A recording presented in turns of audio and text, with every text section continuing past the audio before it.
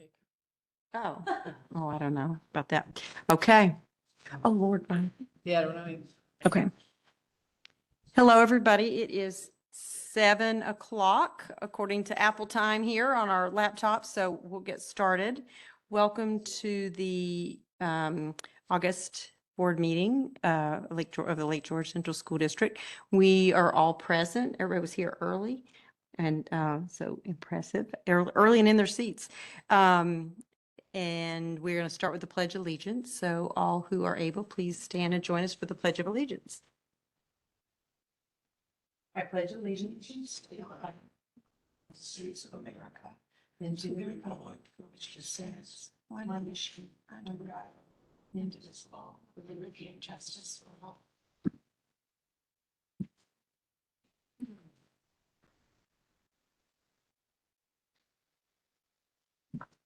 So the next item on the agenda is the public hearing for the district-wide safety plan.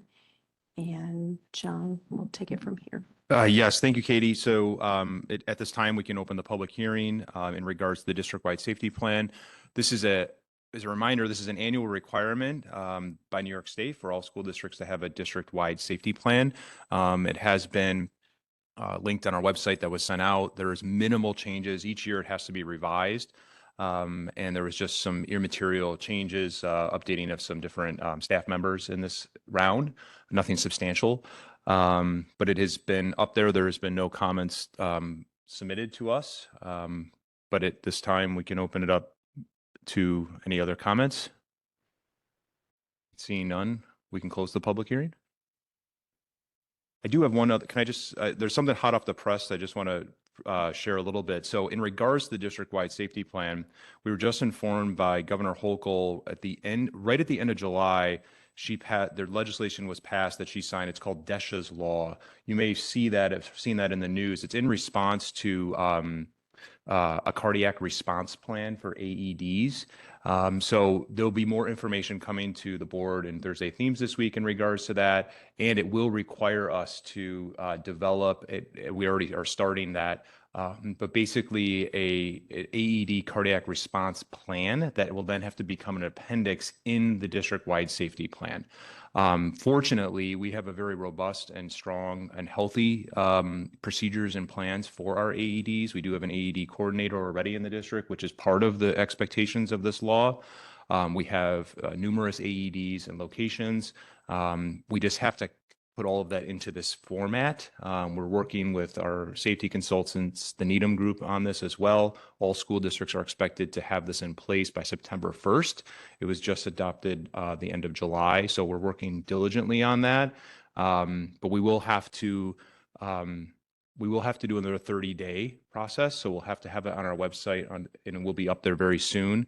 And then we will have to have another public hearing at some point after the 30 days are up. So more information to come on that, but it is something I just wanted to let you know because it is hot off the press. Yeah. So if it's an appendix added onto the safety plan, We're still going to approve this one, or it's still on the board agenda. It'll end up being an amendment to this existing one. So it will be we still have to go through the 30-day process and a hearing. However, it will just be an amendment to this existing district safety plan. That's a good question. It sounds like we're well on our way. We are. With what we have in place. We just need to. It needs to be in a specific formatted plan, and then we have to have that on our That's safety good with our plan. tight deadline that we have a lot already in place. So good. As usual. Yeah, thank you. The next item on the agenda is the public hearing for the Code of Conduct. So at this time, we'll open the public hearing for the District Code of Conduct as well. Just as a quick reminder here that the District Code of Conduct does go through a comprehensive review process each year. This year in particular, it was reviewed at the District Wellness, Safety, and Health Committee. And in conjunction with that, there was some updates in language with policy, in particular to search and interrogation of students, cell phones, and there was some additional language around restorative practices as well added to the Code of Conduct. Seeing no comments, we can close the hearing. Thank you to everybody for the work on that. And thank you, Mary Ann, for from the Health and Safety Committee, keeping us abreast of everything, of the board members, and for your work contribution on that, and all the folks at the district. It's a lot of pages. The next item is the elementary update with Mr. Jim Conway, the principal of the elementary school.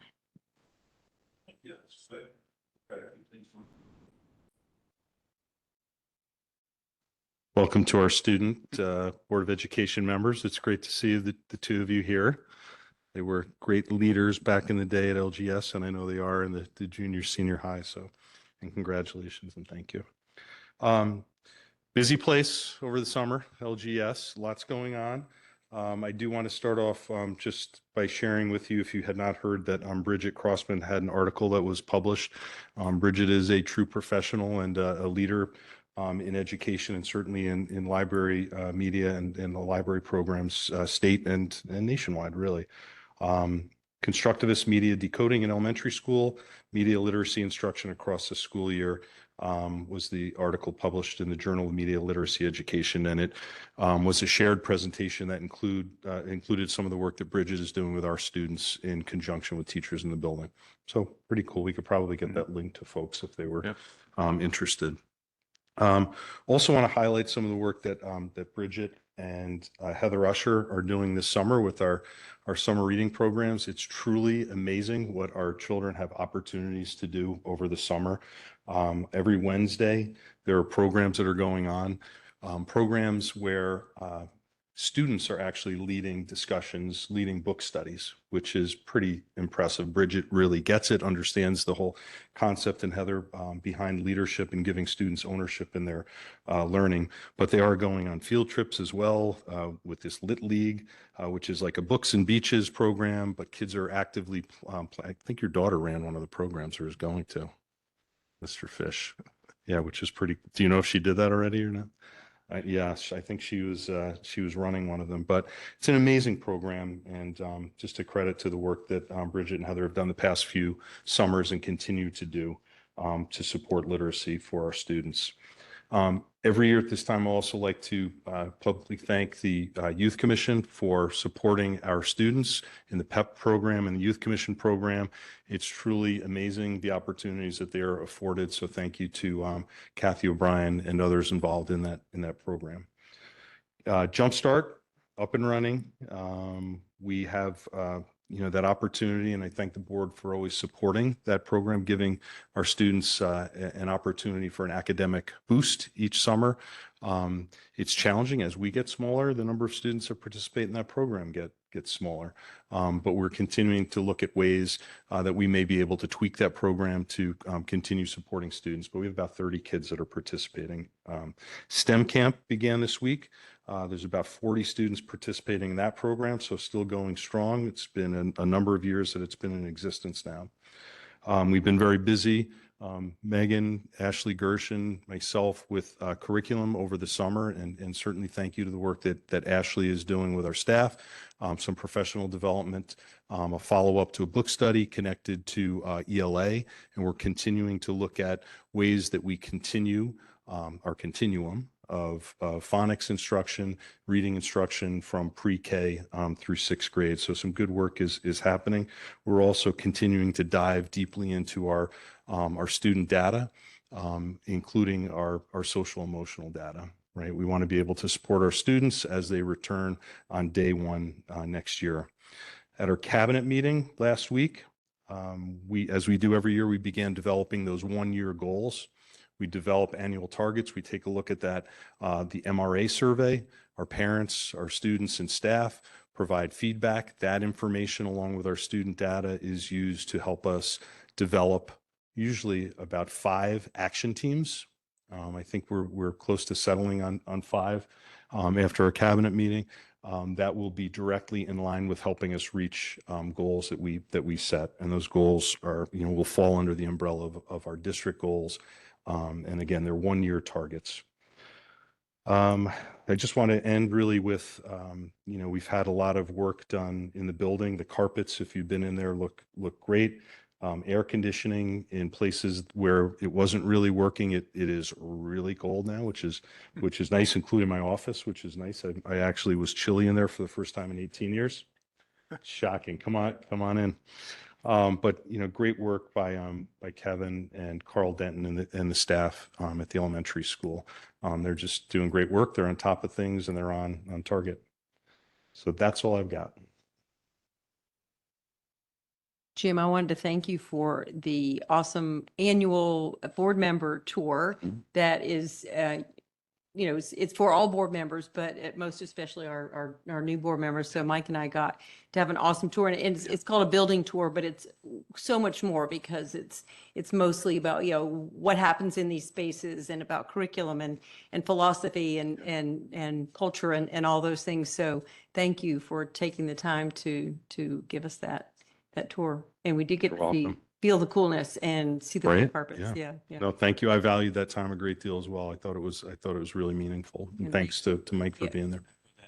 Jim, thank you for that tour. Yep, you're It was welcome. scheduled for 60 minutes. You were there for almost 2 hours. We were there for a while. Yeah. You didn't get to go up on the roof or anything exciting like I heard up here. All right. Thank you. Thank you. And thank you, Mike, for your investment of time for doing that. The next item on the agenda is the junior, senior high school update with Mr. Frank Koza, the principal of Hi, the. guys. Good evening, and welcome to Annie and Libby and to Mike. Excited to hear from you guys tonight. You ready? You ready? Awesome. Jim and John and I know John will say something a little later. We want to thank Megan Coker. Megan organized a great new staff orientation, new teacher orientation today. Some of you were able to come today to lunch with the new teachers. And, the comments that we heard from staff who are now coming from different districts are like, well, two things. One, we never met our superintendent. Yeah, that was interesting. Yeah. And two, in their previous districts. And two, we never had lunch with our Board of Ed. So that was really cool that you guys invested the time, and John, Yeah. with all the work that Megan put into it. So we want to thank Megan for her efforts in welcoming our new teachers. There's so much that they have that she has to get through to help them be on a solid footing for day one. So we want to thank Megan for that. Summer remediation for students who need to repeat some classes ends on Friday. Youth Commission, as Jim said, ended their summer session last Friday. So now we can clean that side of the building because about 200 kids occupied the gymnasium every day. So we're pleased that our youth of the community can have the facility during the summer, but now we have to make sure that the gym is ready for September, especially for fall sports, which begin in 2 weeks. Schedules of students go live on Friday, although you two have seen your schedules already. So you'll be hearing from parents and students on Friday through Parent Square. They'll be prompted to view their schedules, and then it will start the whole process of, changing lunches and rearranging periods and seeing how we can better balance student needs. Tuesday and Wednesday of next week are the August Regents exams, and we're trying something different this year. We used to traditionally have a 7th grade barbecue. Then it morphed into a 7th grade ice cream social and an evening in late August. This year, we decided, based on parent feedback, to move the session in the morning to just have students. So we're titling it a new student orientation. It is Monday, August 25th. It's not only for 7th graders, the new 7th graders coming into the building, but any new entrant. So from 9 to 10 o'clock on Monday, the 25th, they'll have an opportunity to get used to the building, to meet a lot of the staff, because we're going to have staff come in on that morning, preview their lockers, preview their schedules, and then students will have about a week and a half to roam the building and get familiar with their schedule and lockers and things of that nature. As Jim said, the Buildings and Grounds crew has been feverishly working this whole summer. The biggest project we have going on is the 7th grade cluster. It's no longer classrooms, and if you get a chance tonight on your way out, peek into the cluster, you'll see the renovation that's occurring. I know we'll be sharing more and more information about that. It's going to become an innovative, collaborative staff and student and community space, which basically everyone's going to be able to utilize. It's exciting for the school to transform that space, which was in desperate need of some attention. It will still be a student-occupied space, just in a different capacity. So we're excited about that. And then finally, Forum will set the goals, our shared decision-making, just like the cabinet. We'll set our goals for the coming year in September, and I'll be sharing that with you in October. That's my update. Brianna, just like Katie, I wanted to thank you I wasn't able to attend the elementary tour. I was sorry about that, but I was able to be in the high school here. And it's been a while since I had a tour, and I just really appreciate like the actually looking at space for the purpose of looking at it, talking about it, you know, seeing what's current, learning all the history, and just having it, feeling the connection to that as things, you know, come forward to us over the course of time. And it's really valuable, and I really enjoyed it. So Great. Thank you for coming. Yeah. Yeah, thank you. And thank you, you know, the summer programming, thank you for helping facilitate sharing our spaces with the community in this new room that's going to be, you know, for not only students and staff and parents, but for the community. Those partnerships are so valuable, and I think it's really special. So thank you for helping facilitate. Thanks, Katie. Yeah, it was fun this summer. We hosted a lot of programs in the auditorium, and the Bubble Boy, the Bubble Man, who had a whole show about bubbles, decided to end with a smoke machine, set off the smoke alarms. But Did you have a fire department? oh yes, we did, and the youth commission kids loved it. It was great. But John and Megan and Jim and I navigated that. But hey, you know, if the building is empty, then we're doing something wrong. So all of July, this building was occupied by the youth of our community, which is awesome. Yeah. Thank you. The next item on the agenda is our student board member report, and I want to officially welcome, I meant to do this at the very beginning. I apologize, Libby and Annie, but officially welcome you to your first board meeting at the table with us. We're just delighted to have you here and to have your ideas and have your voice as part of the board. It's so valued, and we're very, very excited. So I'm going to turn it over to you two for your report. Okay, so here's a little intro about me. So my name's Annie, and I'm very excited to be here and represent the student body and kind of just give little opinions about topics that are going on. And I am in band. I'm very involved in the music department here. I'm in jazz band and drumline, and I also do backstage for the musical every year. I'm also involved in Lake George Athletics. I run cross country and track. And yeah, I'm looking forward to being a part of this. So there's some questions here that I have answered. So one of the questions is, why were you interested in running for the student board member position? And my answer to that is, I was interested in running for the student board member position because I've always cared a lot about our school and what goes on in it. I also believe that a lot of students have like ideas or concerns that aren't always heard, or they're scared to speak up about theirs. So yeah, and I wanted to be somebody who could bring their voices like to be heard and try and make a difference. And then there's another question that says, what are you looking forward to this school year? So this school year, I'm looking forward to a lot of things because I'm a junior and I have prom, college visits, and I'm trying to figure out what I want to do after high school, which is very exciting. And yeah, I'm also looking forward to cross country and track because I really do care a lot about the athletics here. And the last question is, what is your goal this year being a member of the Board of Education? And my goal this year being a member of the Board of Education is being a strong and honest voice for students whose voices sometimes aren't heard or they think they're not heard. And I really hope that I can help make the school more inclusive and more connected for everybody here. Thank you. Thank you. Hi, I'm Libby. I have been very involved in the school, I like to think. I have been in athletics since 7th grade. I do volleyball and track, I throw. I'm very, very involved in the music program here. I am in the musicals, I'm in a cappella. I started drumline this past year, cymbals player. um, I I feel so very blessed to be in a school that really values the voices of students and raising them up to be leaders. And I've taken advantage of that opportunity. I've been class president for the class of 2027 since 7th grade. This past year, I was the forum rep for student council. I gained so much through that experience, and I helped to kind of narrow out what this role would be. So I was very excited for the opportunity to be on the board. I'm so excited for this year and to learn from you guys.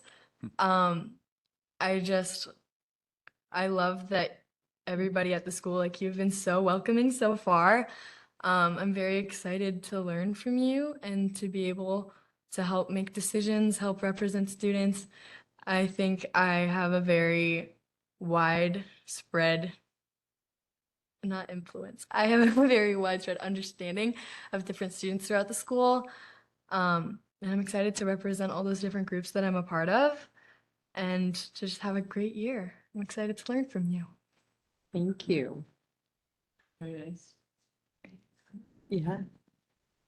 Oh, I just want to say I really appreciate all the things that you both just said, and I think you're here for really great reasons, and it's really exciting. And thank you for being pioneers. This is a new adventure, and I think it's going to be fabulous. So thanks.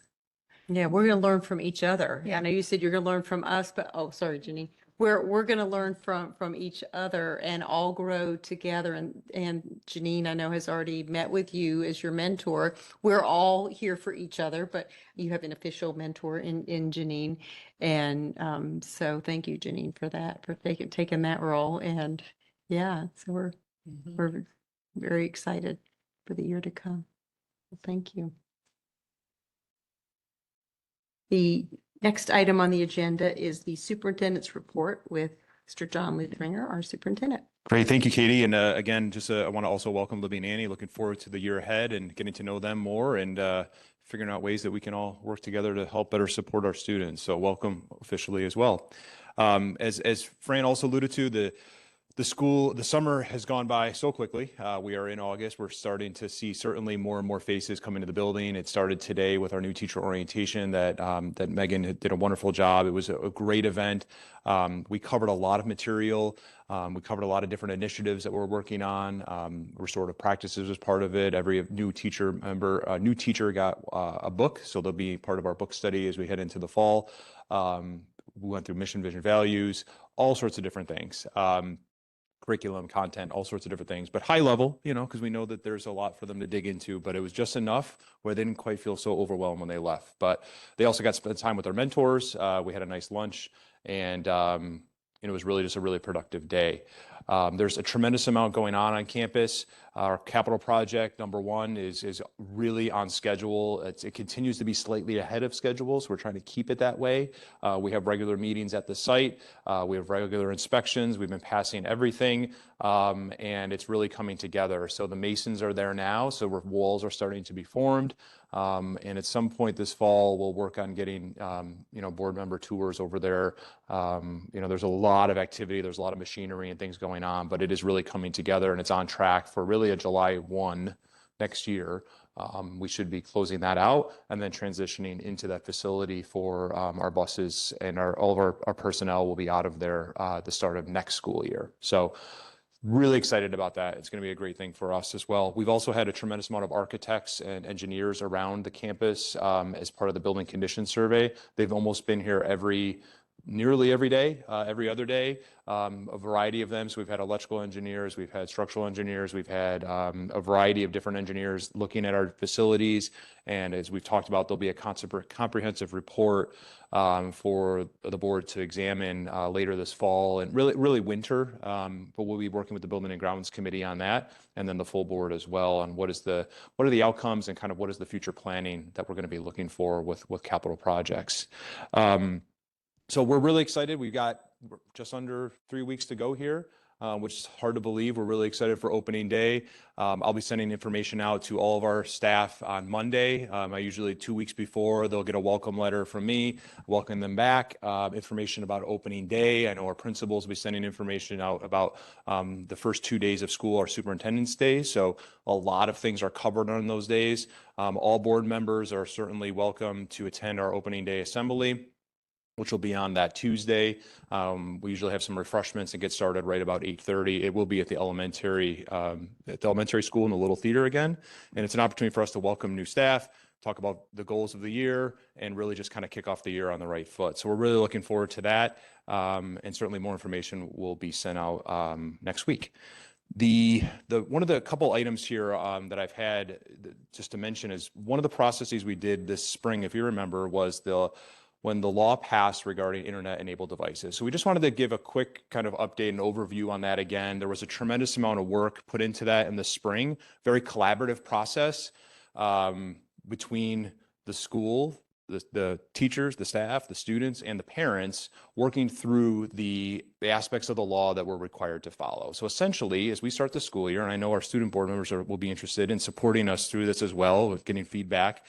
But we're starting the year PK through 12 with the ability for students to not have any cell phones during bell to bell. So the change for our students, as we've talked about, will be during those non-instructional times like lunch and passing time. We've been really focused on instructional time, so that will be the change. The non-instructional time will be part of the change. But we have sent out a lot of information. We're going to send more information later this week or early next week to all of our parents, just as a reminder of expectations to start the year. I'm going to ask our two principals just to kind of comment a little bit on how the year will start, expectations for our students, just as a quick reminder of how we're going to start the year. I always have to start. So I start with this perspective, all right? Give me your cell phone. So hold on. Describe your emotion right now. Seriously. Why? Right. What else you thinking? Yep. Yep. What else you thinking? So this is part of us. And I chose him for a reason. I was going to choose you, but I didn't see your phone, Marianne. We can't lose that perspective. So just like us adults, right? It's a part of who we are, whether we like it or not. It's our personal property, and within that personal property are texts, pictures, messages, things that are intimate and private to me, to you, along with your business and other things that you got going on. So that emotion that he just experienced is real. And we're going to start, I know both of us, but more so at the high school because of the bigger change it's going to have. We're going to start with the adults. And with a little activity like that, let's not forget what we're expecting of our kids and our students. Think about how you would feel if I just went up to you and grabbed your phone. So the first few weeks, we're going to transition our students into this new reality for them. Because everything I've been reading, everything we've been hearing from the state education department, but from media and from people is, remember, July and August, they had it 24/7. Unless you have a family with structure and expectations or rules or what have you, for the most part, our students are going to come back having had it attached to them the entire summer. And nothing works if you just go cold turkey. So we're going to ease into it, but we're going to start with the adults so that they don't lose that perspective, our staff. That was very nice, Mr. Coles. I like that. So obviously the older students get, the more and more it becomes a part of them. But that's not to say that that has not been the case for our students, and it continues down younger and younger. One of the things that I saw over the past few years has been more watches. And that will be a change for some students, while we tried to remind folks that they should not be utilizing them. There was some use of those. And if we think that, that wasn't happening, we're kidding ourselves. But discussions with students, we start our year off, and I know Fran does this at the junior, senior high as well. We meet with all of our grade levels of students and have conversations about lots of different things. What are their aspirations and goals for the school year? And then we weave in certain discussions that we know are important. This will be one of those discussion items, because for us, we really haven't had to have big conversations about this. But we will ensure that we have conversations about our expectations for the use of devices from the beginning of the day until the end of the day. And the end of the day, we're saying, is right through our after-school programs, which many of our kids are involved in. And I think that has been a place where devices have popped out. If I'm trying to lead the band or chorus with 40, 50 students, to think that some students haven't checked in on devices, again, we'd be kidding ourselves. But we'll have that discussion with our kids. And I know that one of the things Fran talked about is having grace with everyone in this process, because it is a process. And I think that's important for us not to lose sight of. So our students are going to be utilizing their lockers here at the high school. At the elementary school, there's going to be classroom spaces for the cell phones. We're ahead of the game in comparison to other districts. We learned yesterday in some training that the four of us were in, that some districts block parents from emailing their kids. We don't. So parents are going to be able to still communicate with their child through email, or by calling the elementary main office or the high school main office to get a message to their child. So there's going to be multiple ways that families can still get a hold of their child during the school day. And we'll ease into it. There'll be some bumps. There'll be some growing pains.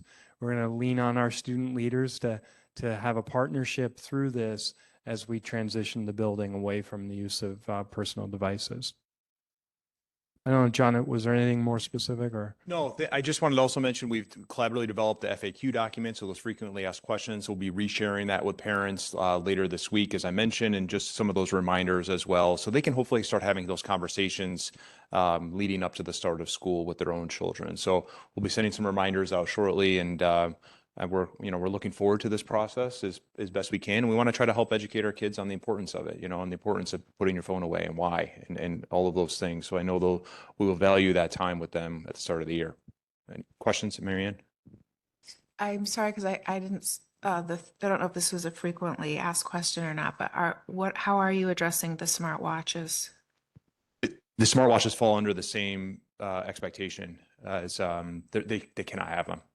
Because there are watches that are not internet enabled. Only if the phone Yes. is near. Yeah, so I think we'll have to cross that bridge when we get there. We know we're going to encounter phone, just like phones, watches are all different. And I think when those are presented to us, we'll have to work through that. But to your point, you're absolutely right. If they're not, the law specifically says if they are not internet enabled, then they can be used. So, I'm still use one of those watches, but I do know there's electronic watches that do exist that don't have internet. So we'll have to work through those case by case basis. And I really appreciate the education piece that you talked about for the kids up front, not just because it's the law, but why is it the law? What was the thinking behind it and the importance of it? So thank you for weaving that into the educational piece. Anybody else? Yeah, I have a question. Because so much of this is based on actual, scientific research, and I'm curious, is any of the information about the why in terms of how our brains work, et cetera, is there any place either in the curriculum, I don't know, in health or maybe it's a fun fact. Well, I don't know about how fun it is, but something that comes up that the students would see every day, or an announcement read where there'd be a statement, some fact having to do with like a did you know? You know what I mean? Like just to keep putting, the ideas in students, to remind them that this is real science. I know I'm kind of covering a lot of ground with that, but I don't know. I think the brain chemistry and the rewiring of our brains, et cetera, is little by little they should learn about that. Yeah, it definitely goes back to the why, as Marianne and Katie were talking about, the reasons behind this legislation. I can't say with specificity it's covered in the curriculum anywhere, Janine. So that's something that unless the student board members can tell me otherwise. Actually, it's funny that you bring that up because in research seminar, which I had this past fall, we actually did do a research project on cell phone bans and our opinions of them.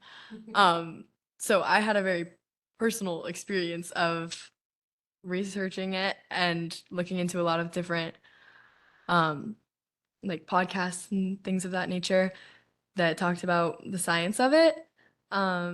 I know that was only freshmen, so I don't know if that will be continued to be done for freshmen or if that was just like a year by year. That was just what happened to be the topic for us. But I think I definitely gained a lot from that. So maybe if that was continued. I stand corrected. There you go, Janine. So perhaps there can be an expansion of that. I'm looking to Megan with her collaboration with Sarah Olson through the research class. So thank you. Point well taken.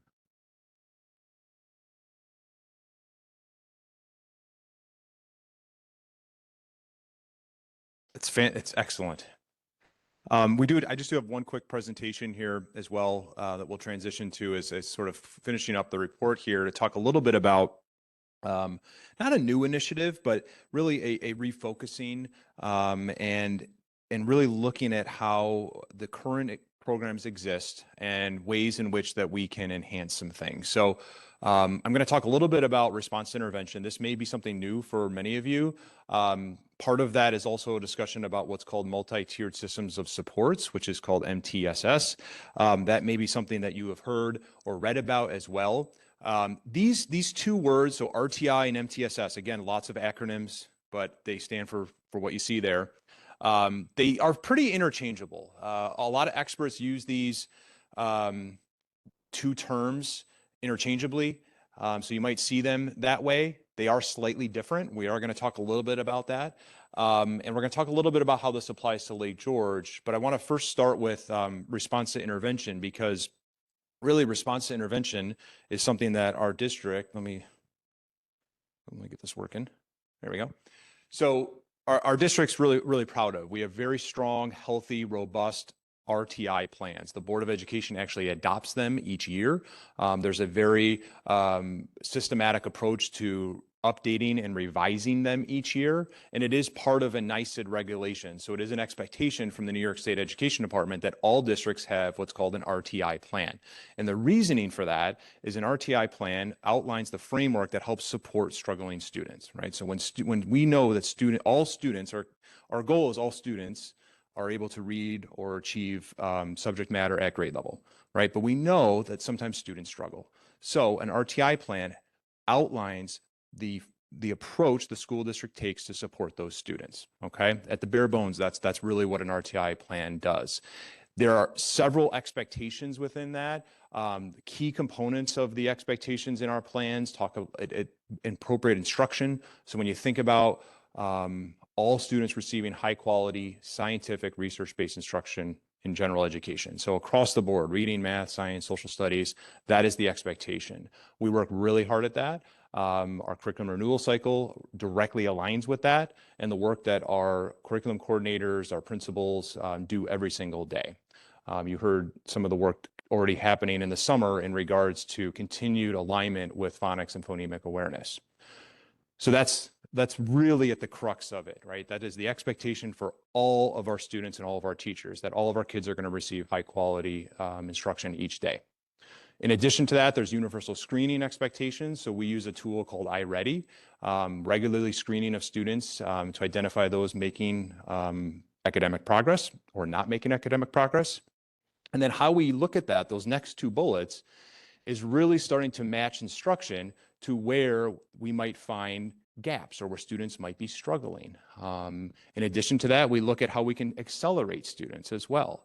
So those tools help us match interventions, and then we progress monitor. So there's an assessment process for students to see if they're actually making progress based on those interventions, okay?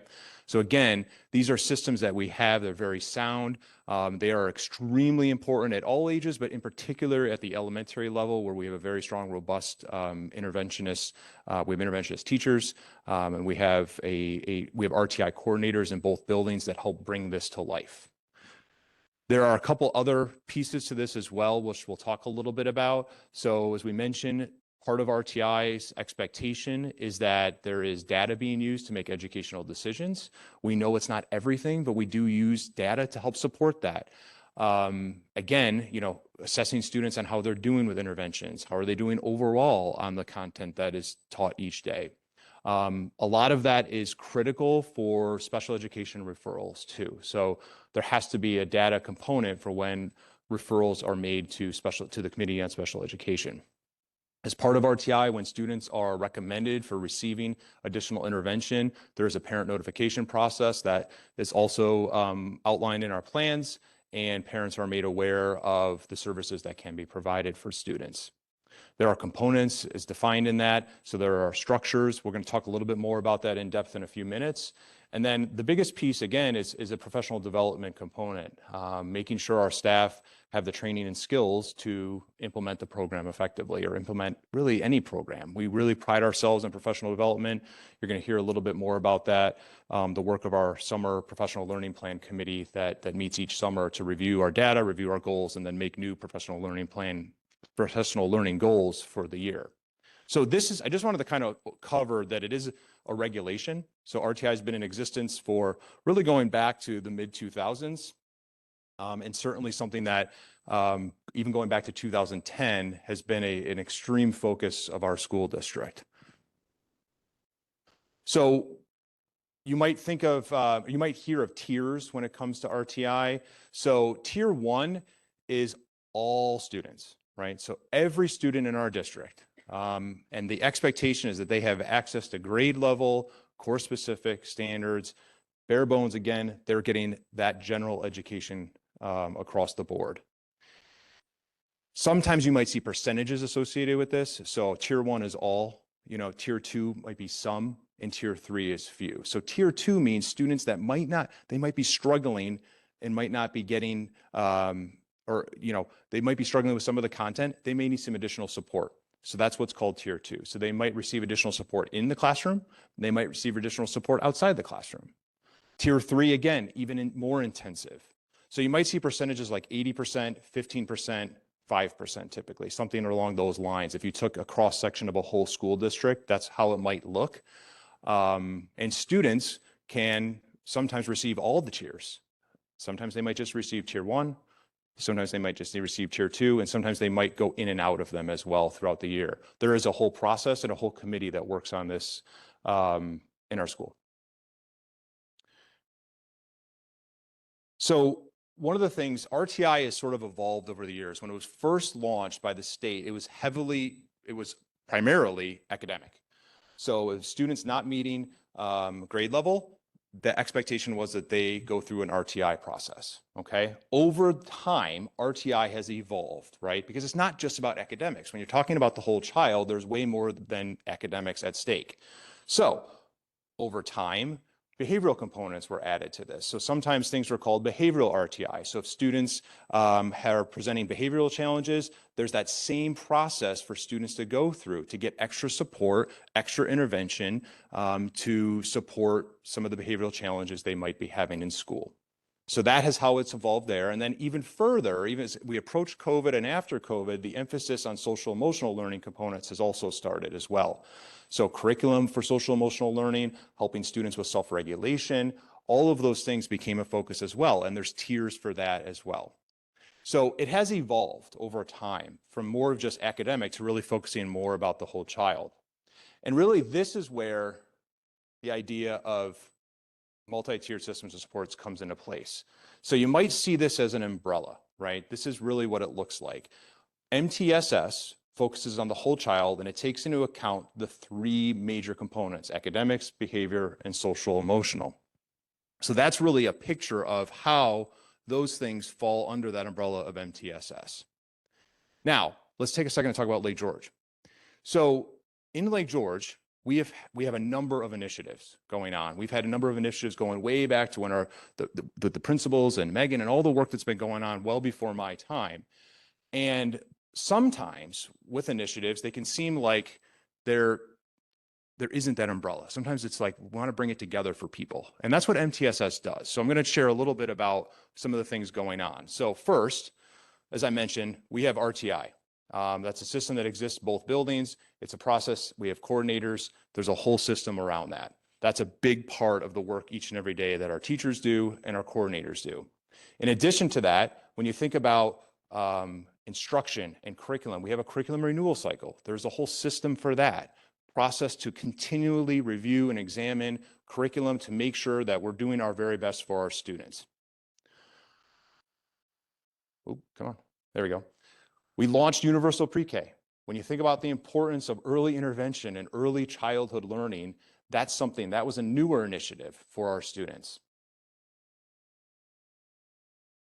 The professional development plan, the PLP committee. We have an actual committee of staff and administrators that get together every year. We look at data, we look at goals, we talk about where do we want to head, and we develop a professional learning plan for the year with actual goals of how the district's going to provide that professional development for our teachers. So that happens each year. We've talked a lot about restorative practices, positive behavior supports. That's a newer initiative that we're starting, and we're excited about it. Our teachers continually are looking for different ways to help support the behavioral needs of our students, and this is something that we are embarking on as well. Along those same lines, social emotional learning, we have many pieces of curriculum in place. Our counselors, our social workers work hard at that. When you think of the elementary, the Leader in Me program, it really speaks to social emotional learning. It is consistent curriculum that is taught each and every day by our teachers, all the way from PK to 6. We've talked about data a lot. We're a data-driven school. We have a lot of different assessments that we use with our students. It helps us problem solve. It helps us in our RTI system, and it helps us create goals for the school year as well. We know how important the family school community partnership is. So that's a big piece that we're always trying to enhance and do better at. That sort of falls in this as well.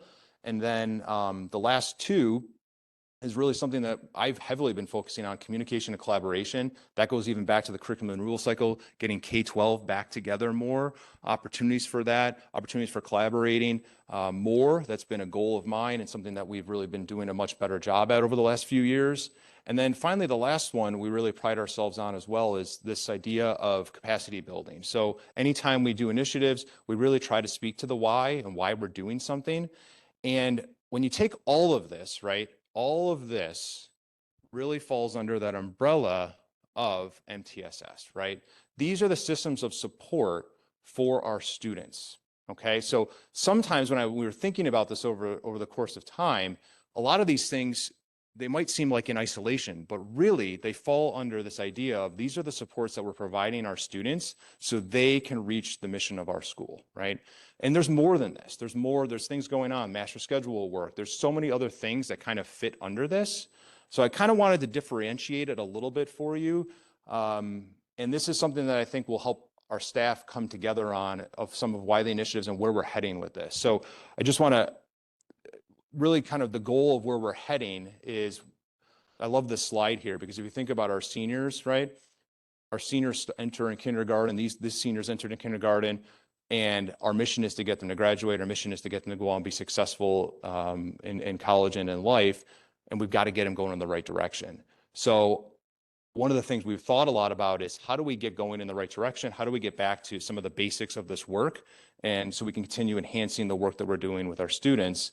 And that really started this past spring. So just want to mention a little bit here. So we had a team head to an institute called RTI It Works. It's run by an organization called Solution Tree. They've been in existence since 1998. They are really the leading experts on professional learning across the country. They have been doing work in our district dating back to 2010 or right around that time with some of the work that Jim Conway has done in the elementary with professional learning communities. And they were really helping transform that building as well with the master schedule work and some of the different RTI schedules and win times and things we're going to talk more about. So they have been part of our district. So we sent a team out in spring that included our RTI coordinators, Megan, Fran, and our school psychologist, and they attended a 3-day institute. And they really came back really energized about the work that's already occurring in our district and the work that needs to continue to occur. They really learned how the RTI at work process can enhance and strengthen the district's programs. And the biggest piece is it aligns with our mission. So the RTI at work mission aligns directly with our mission. When you think about our mission of personalizing opportunities that empower students to be lifelong learners, leaders, and global citizens, the RTI Works mission is to ensure all students learn at grade level or higher. And really, they are linked, right? Because if we're expecting students to go out and be lifelong learners, leaders, and global citizens, they've got to be at grade level or higher. So their mission aligns with ours, and that's a really important piece to the puzzle. So part of what we've done is we established a district committee, our district team, so to speak. And when they came back from that very energized, they also came back with a book called Taking Action, a handbook for RTI at work. So this is a step-by-step guide to creating a highly effective multi-tiered system of supports. That's the goal and the purpose of this book. It outlines a multi-year process to really analyzing, evaluating existing programming that we have and how then we can further enhance it in support of our students. So we've started that book. The district team has read that. We've already, we've met. We've started to look at the years ahead. And we're really, really excited about this. So really our year one goal, this is going to be a multi-year process, is to create a culture of collective responsibility. That's year one. And what does that mean? Well, really it means, if you think about it, we're beginning with the end in mind, and we've got to get all the people facing the right direction. It's not to say they aren't already, but it's something we want to bring to the forefront of the work that lies ahead. So what does that mean? We want to examine our existing structures. We want to bring cohesiveness to our programs, in particular through PK through 12. And we want to embrace two beliefs here that they cite a lot. And the first one is, as educators, we collectively accept primary responsibility to ensure high levels of learning for every student.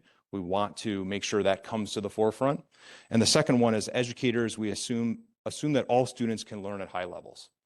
We have to assume that. We just have to know that they can do it.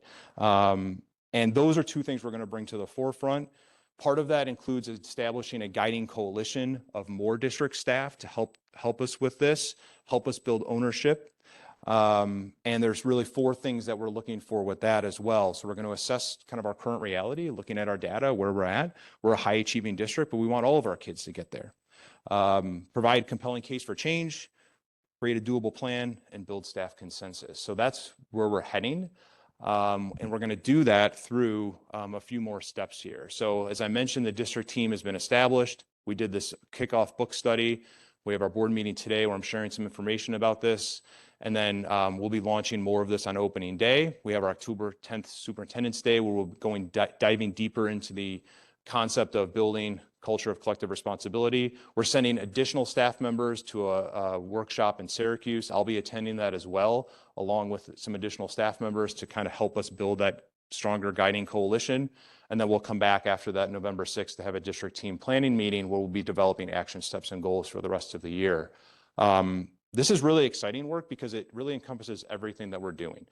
And we're doing a lot of things really, really well and outstanding, but we all know that there's things that we can always improve upon, and there's always things that we can enhance in support of our students, especially our struggling students. As we know, our demographics have changed, and we have students with higher needs. We have students coming with more adverse childhood experiences, and we want to be able to support them as best we can. So I know this is a lot of information. We have a lot more coming at you at some point once we get beyond the next training. But I wanted to try to give you a little bit of an overview of MTSS and RTI, the differences that exist between them, and where we're heading with the goal of having a robust MTSS system for Lake George Central School District. So I know that was a lot. Happy to answer any questions.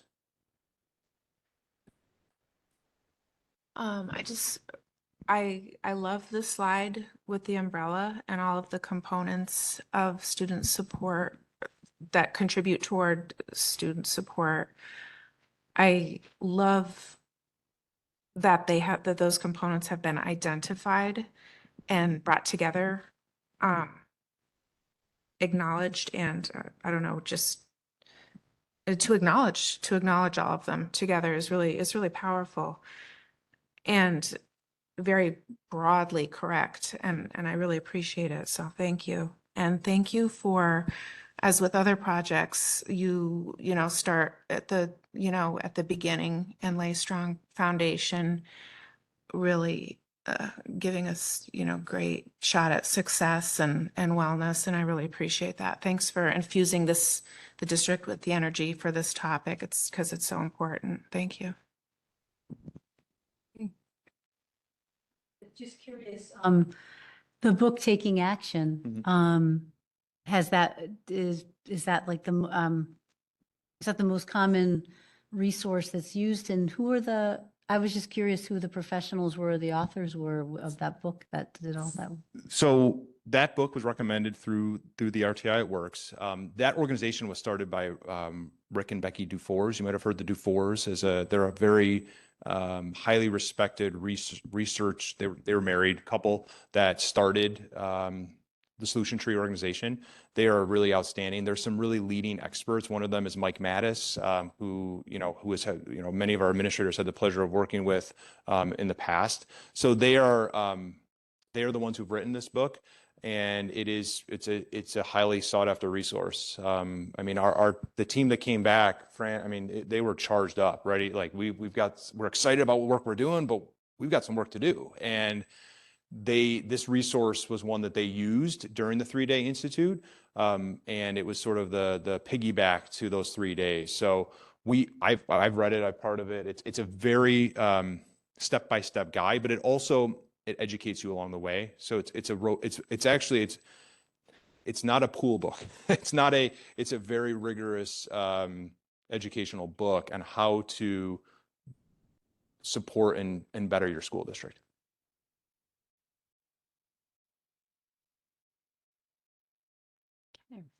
Anybody else? Thank you very much for that. The next section is our committee reports, and we have a couple of those this evening. Audit and Finance Committee report. Mario Fasulo chairs that committee and will give us that report. Thanks, Katie. We reviewed some standing items on the agenda, which was the monthly treasurer's report and the claim auditors report. The reports for June, we're going to review at our August meeting, since they'll be finalized in tandem with the annual audit, which was scheduled for the 30th and 31st. So we're just going to move those to the next meeting. We also reviewed the schedule for 25-26, and we noted that if a meeting wasn't warranted in the past, reports were circulated to the committee meeting members, and we would still report on it at the board meeting. Mrs. Hart reported on a ban, which is a bond anticipation note. It's a sale that occurred on the 1st of July.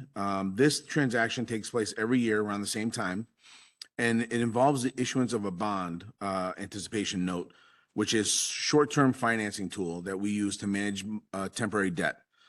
This year's ban was included $367,000 for the remaining balance of a previous bus purchase and $7.5 million for the capital project that's related to the new transportation facility. We got significant interest. We resulted in a competitive rate with Jeffries LLC. They came in at the lowest bid at a net interest rate of 3.235. The ban for the bus purchase will continue to be issued annually, while the portion related to the transportation facility will replace next year with a 15-year term bond. So the ban is just short-term financing while we finalize the project. Once we know what the final number is, then it'll be converted over to a bond. We also reviewed the purchasing policy and procedures. That'll go to everybody in the district that can generate a purchase order. to review. There were no recommended changes or suggestions to the procedure, so we just recommend that we proceed accordingly. The committee charter was also shared, and we agreed that the committee will review the charter, and we'll talk about any suggestions or recommendations at our next meeting in August. An additional item that we discussed was the potential reduction to or elimination of a Title II and Title IV funds from the federal grant. Now, Title II and Title IV funds are really used for closing the gap with struggling students, homeless students, special ed, and reading support. So right now, districts are being advised not to anticipate receiving these funds. These are going to be in the approximately $26,000. And we use it, like I said, to support professional development and student support programs. So it's important for the district to adjust the budget accordingly as the continued decline in federal funding and coupled with potential reduction in state aid, we could see significant impact. Mrs. Hart also advised the committee that she'll explore the possibility of securing reserve funds in a short-term CD, certificate of deposit, to maximize the interest earnings. We did do that similar thing last year when we also anticipated interest rates dropping. Interest rates did not drop. Our CD held with where the interest rates were. So either way, we would have ended up in the same place funding-wise. Currently, though, projections are indicating that interest rates may begin to decline. So looking at the funds through a CD will allow the district to secure a better rate for a 6-month term. Mrs. Hart will provide the committee with more details once all the possibilities are explored. And we had a lot of questions when we were talking about the loss in of Title II and Title IV funding. And so Bonnie shared the Fund Balance Reserve Guidebook. It is not a light read at 114 pages, but what I can tell you is it will be helpful, because as we have the meetings and we need to reference or we have questions, that'll be a great reference guide for us to use on fund balances, what we can move, what we can't move, what always has to stay. I mean, there's a lot of moving parts in there that you'd be surprised to know about. And really, that is all. Any questions?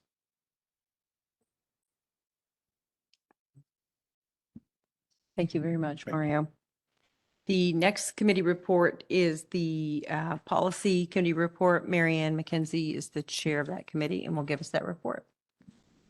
Okay, this isn't much of a report this month because we have the 4 policies moving forward to second read tonight, and each of those we discussed at last month's board meeting in July. And you can just take note that the policy on the use of internet-enabled devices during the school day is one of those 4. So it's officially moving to the handbook after tonight and available for reference. The policy committee did not perform electronic review, and we didn't have any meetings during this past month, so there are no other policies moving forward tonight. Any questions? Thank you, Mary Ann. The next item is the 2025-2026 board goals discussion. And I jotted down the quote that you gave from Fran about the RTI. We're excited about what we're doing, but we still have work to do. So with that in mind, we had done our self-evaluation in the late winter or early spring as a board. And it looked really, it was really solid, and we were really, happy with it. But there's work to be done, and so with that in mind, we want to think about what our goals are for this year. The board development committee is going to meet in a couple weeks, and we will take time to refine the discussions we have tonight, refine that into language for the proposed goals. And I sent everybody a link just before the meeting in an email to have our current goals at hand, which is helpful, because I know last year we looked at the goals we had, we refined some of those, and we changed some things up. So so I'll open that up for thoughts people may have for where we are in the world of goal development.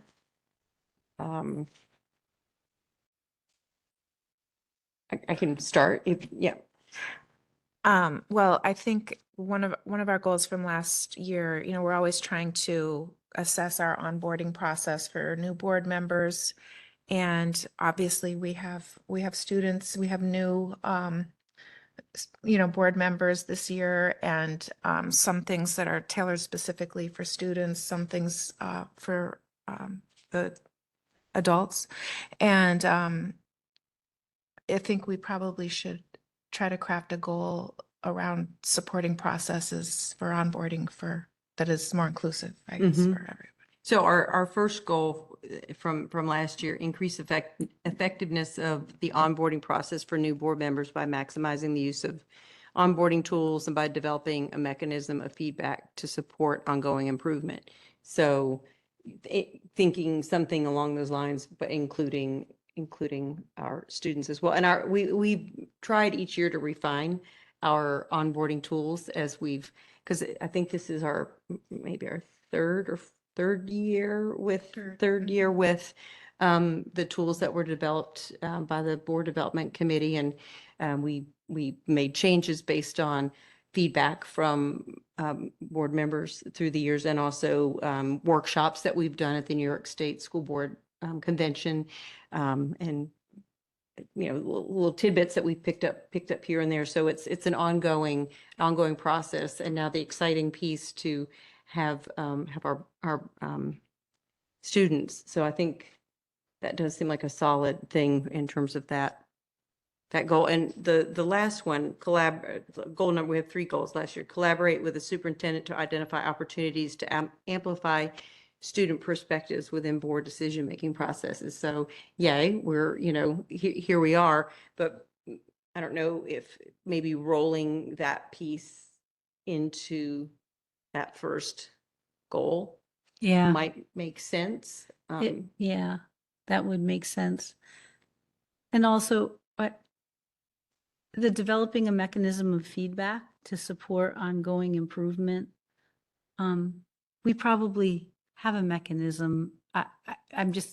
I'm not thinking specifically of what it is. Super eval, our board self eval is really what individual feedback Okay. from people who are going through onboarding process. Okay. And so I think when we do our board self eval, we have that opportunity, and we have other one-on-one opportunities too. And I don't know, Jeff, maybe just like being second year, I don't know if you have thoughts about like where we need to strengthen in this process or go, I don't know.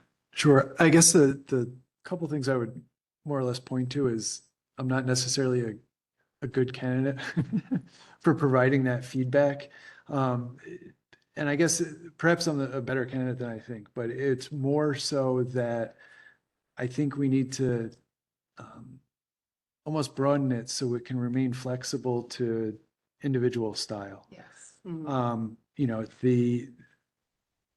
I learned in large part through being on the policy committee. It's how my brain works. It was easy for me to kind of read everything, process it, ask questions at those committee meetings of, all the various parties and stakeholders, kind of regardless of whether it was that policy we were looking at, but that was essentially how I learned. Yeah. And that worked very well for me, recognizing that not everybody learns like me. I'm not the type of person that asks a lot of questions. I'm the type of person that'll go home and, try and find the answer and read for a couple hours. So I do think we just and maybe need to keep it a little bit broad. So, however Annie learns, however Libby learns, however Mike learns, that they have plenty of resources available and kind of recognize that, all our phones are open, all our doors are open. Feel free to kind of call, ask questions, whatever works best for you. I think we need to kind of provide those opportunities for everyone. So did you find, Jeff, that the board member reference guide where you could go in and read things yourself as opposed to conversational. Is that?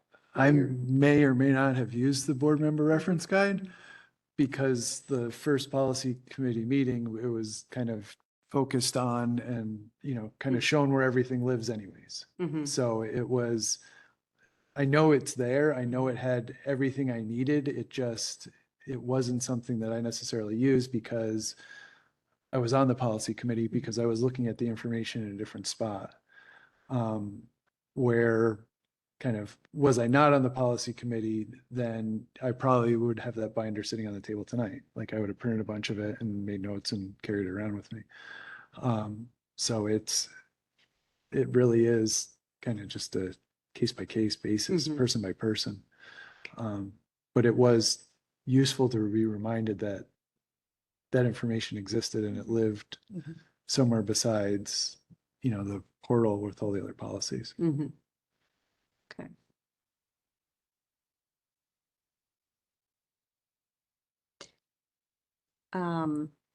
So I mean, I think it sounds like we got a pretty good sense for maybe shifting that first goal, some language in that first goal that we had, maybe take that third one, weave that together. Does anybody else have any comments on that particular section? The our second goal is work collaboratively with the superintendent to establish sound practices for the board to meaningfully fulfill its roles and responsibilities in overseeing key district functions. This goal includes creating a structured annual cycle for review and update of core district items and defining board member purpose, roles, and responsibility when serving on district level committees. And I mean, I think that's still a work in progress. I think we've definitely come, you know, to a better understanding and have some systems in place. I think one of the things that we've been doing the last couple years is work. This isn't district level committees, but it's board level committees, are charters. And I think really understanding, reviewing, understanding and living our charters. And I know from the board development committee, there's a lot of moving parts and a lot of layers. And I feel like I could do a better job on the board development committee in terms of like establishing a calendar so that one of the things that we've talked about as a board over the course of many years is having systems in place so that any new board member could step in and it's not a mystery of how we do business. And so with each committee, I mean, I think the policy committee is an example of something that has gone over the course of many years. I mean, it's really very structured. There's timeframes, and it's always, they're always evolving, all of our committees. But I think that's an example. So I think in this goal, I might even add or have some shifting for board committee work so that, you know, are we all really when we establish the agenda, I mean, each committee is a little different because some of us have support from our business official, but are we working in unison with, not unison, but in conjunction with our business official to really make sure we're having our board role in the minutes, or the agenda and the minutes, and are we following, because we established, you know, formats, and are we doing that? So so I think just maybe thinking about that in terms of our board level committees, because we work so much of our work is done in committee. So we want to make sure that we've got a really solid. So I, like, for me personally, like a calendar and maybe a better, you know, so if I could hand it to somebody, not just our charter, but even some more details. So when somebody steps into my role, that my current role is the board development chair, they really could have something to use. So.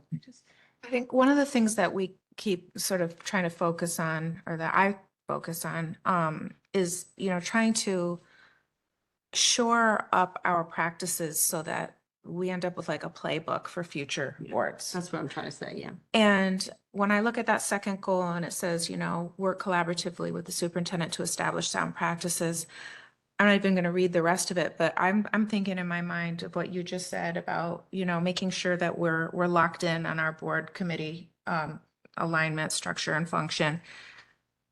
Same thing with the two district level committees where there's board representation. You know, how do we operate, and let's get in alignment with that.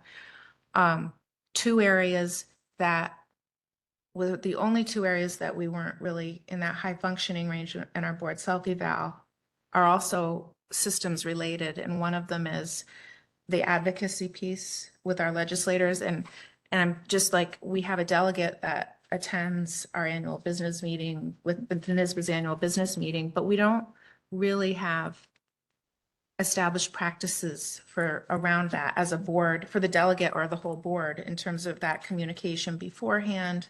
And, you know, anyway, we don't really have, anything established there. And then the other part on the board self-eval was, you know, how we monitor our goals. And I know that we have our board self-eval and we, you know, have those opportunities, but I feel like for me, and I don't know if others feel this way, but I'm always like, I feel like the goals aren't in front of me, and I have to go looking for them, and I want them in front of me without me working so hard to see them. I don't know why. I just, you know, even, you know, when we do our board self-eval, we don't put our goals even up front the way that the superintendent goals are right there.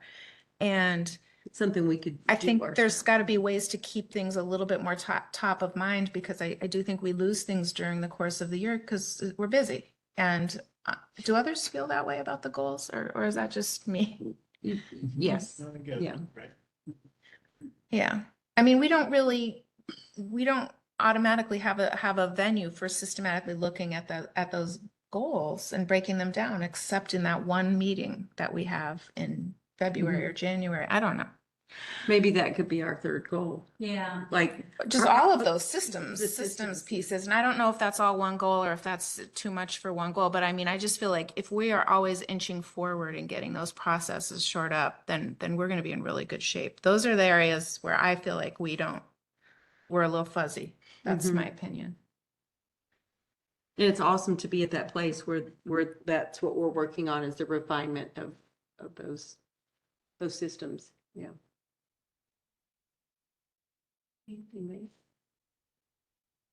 Mario, what do you think? No, I agree. It's hard to, we know what the goals are. I think we are functioning towards achieving them. But sometimes it's good to have a reminder of what they are so that they're a little bit more present when we're out. And I think, like with the superintendent evaluation, there's a section on super eval for that, but for board self-evaluation, there isn't. So that could be, we could make sure that it doesn't need to be there, but as part of our self-evaluation and part of our discussion, you know, that we put those in, I mean, that's not the only time, but certainly put them in front of us. That mid-year is when we do it. Put that in front of us, and, you know, how are we doing? Where are we? And you know, recommit, see where we've had success and where do we need to spend a little more time. It's a good point, Marion. Thank you.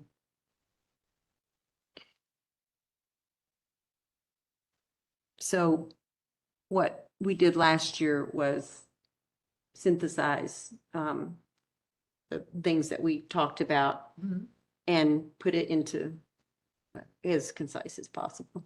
Concise is not my specialty, but that's why we have a committee to help with that. So our committee meets, I think, in 2 weeks, 2 weeks from tomorrow, and we can set those out and then put out the proposed language, and we can have discussion at the next meeting. And if folks feel good with, you know, what we've synthesized based on this discussion, we can adopt them at the September meeting. Does that sound like a reasonable? Yeah.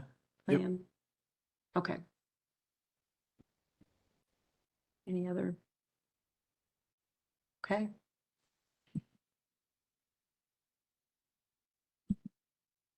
So the next item on our agenda is our first of two public comment periods. The first public comment period is for items that are on the agenda. And it's pretty, don't have any guests this evening, but if we do have anybody tuned in online, you can, if you have a comment or a question, you can send it to boe@lkgeorge.org. And that will come to the board and the superintendent, and we will get back to you as soon as we can. The next item on the agenda is our school business consent agenda. I'll turn that over to you, John. As recommended by the superintendent, be it resolved that the Board of Education of the Lake George Central School District hereby approves the school business consent agenda items A through M. In summary, item A is a motion for the minutes for July 1st reorganizational regular meeting. Item B is the motion to approve the recommendations on Committee on Special Education. Item C is to approve the Randy's Run Murphy's Mile fundraiser to be held on May 16th. Item D is a motion to establish the cafeteria rates as presented for the 25-26 school year.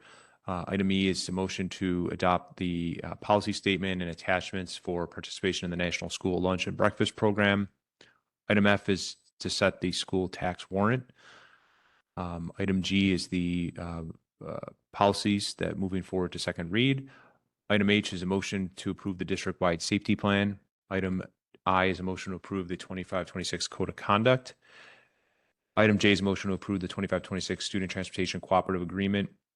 Item K is a motion to declare items on the surplus list as surplus property. And item L is a motion in regards to the sealed auction bids through Auctions International for the vehicles presented. And item M is a motion to authorize a budget transfer as presented. Do we have a motion? So moved. We have a second. Second. Any questions? Any discussion? All in favor? Aye. Any opposed? Any abstaining? Motion carries. The next is the action to attend the 2025 NYSBA, which is New York State School Board Association Convention, and appointment of delegate and the alternate delegate. As recommended by the superintendent, be it resolved that the Board of Education of the Lake George Central School District hereby approves the Board of Education's attendance at the annual NYSBA convention from October 23rd through October 25th, 2025. The delegate will be Janine Bieber and Rosemary Earl will be the alternate delegate. Do you have a motion? So moved. Any questions, discussion? Actually, I don't want to put you on the spot, Marion, but you had given me an idea about supporting the delegate and making sure that as a board, we're very inclusive in this. And through, would you mind telling folks what you had mentioned to me at some point about this? Yeah, well, you know what, I was thinking that during board discussion, I might just talk in general about that Okay. role, just because there are people who are new, who haven't had opportunity. Okay. And then maybe Yeah. but I can do it now if you Sure. would rather. Okay. w- Okay. No, okay, if you're not ready, we'll do No, I it. can. I can. Okay. All right. So, well, some people in this group have been the delegate or the alternate, and some people haven't. So I just thought it might make sense to just give like a little bit of an overview, and then we had a suggestion.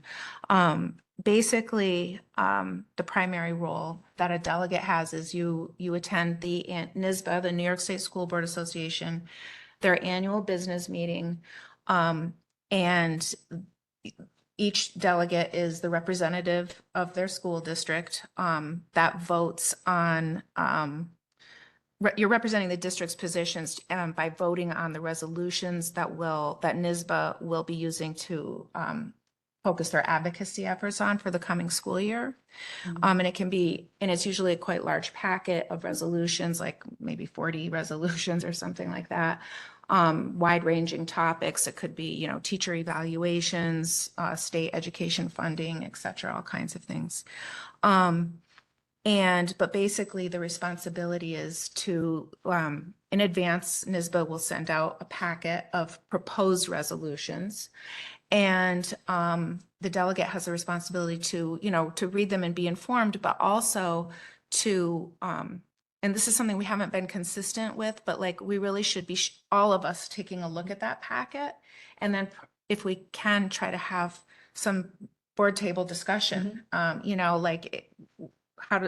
because one of the reasons I think it's hard to be the delegate is because, you're actually representing the school district on all of these different, it's one vote, but it's a democracy. I mean, it's like the ultimate shared decision-making experience for, on a different level.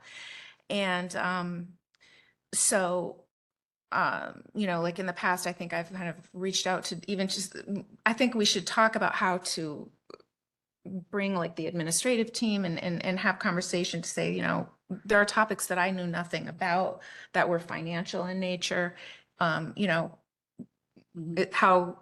do we best represent the district and how do we have those conversations? So maybe that means, John, did you want to say something? Oh, okay. Okay, that's sorry. But I just think we have to find a way, and one way at a minimum, we should probably before the convention or before the meeting, the annual business meeting, try to have a conversation at the board table. September then. Yeah. And I don't think the proposed packet has even been released yet, actually. So anyway, it happens quickly when it comes out.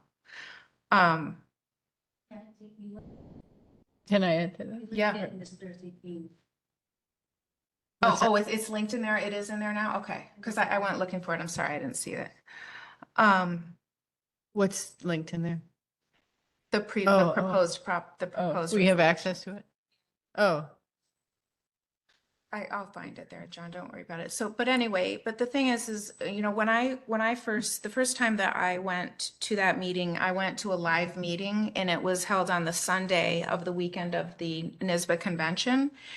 And, so I had this experience. It was just incredible because the room, it was just a ton of people and so many people with it was just great, like democracy energy. People had the opportunity to stand up and discuss and debate, and people were very passionate about, their advocacy efforts. And it was really a thrill to be part of it.